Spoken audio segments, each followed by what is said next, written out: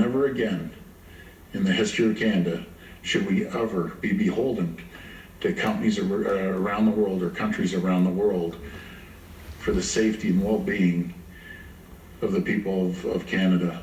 One thing that is absolutely clear at the end of this pandemic, we won't be going back to doing things the same old way. Not when it comes to ensuring that we have proper medical supplies or medical ingredients for things like pharmaceuticals. That is something that this pandemic is teaching absolutely everyone. The message isn't lost. Ontario Premier Doug Ford making that comment. I'm not going to rely on President Trump. I'm not going to rely on any prime minister or president or any country ever again. Our manufacturing, we're gearing up. And when those assemblies start, we aren't going to stop them. We'll make sure we supply supplies for everyone in Canada, not just Ontario. We're the manufacturing engine of this country, and we're going to step up. Peter Navarro, who is Donald Trump's Director of Trade and Manufacturing, made similar comments, saying it's time to change this.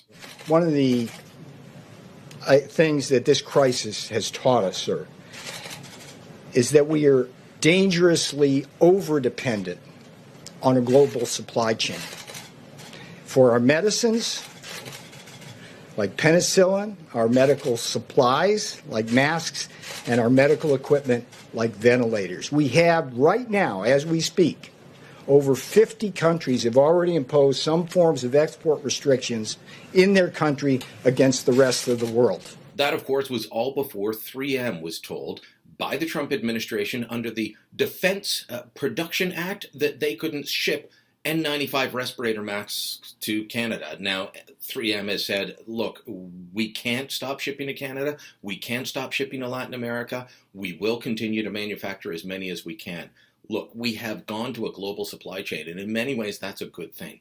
But if we are relying on China, or even it turns out the United States, we can't look after ourselves, and we need to start bringing some of this manufacturing back into Canada. We need to make sure that key goods are made here, or that we have the ability to do so. Right now, we're running out of plastic gloves or rubber gloves for hospital workers to be looking after people. We're running out of surgical masks. We're running out of N95. We're running out of ventilators, and we don't have key ingredients to be able to treat people. That isn't what a G7 country, what a world leader like Canada should be doing.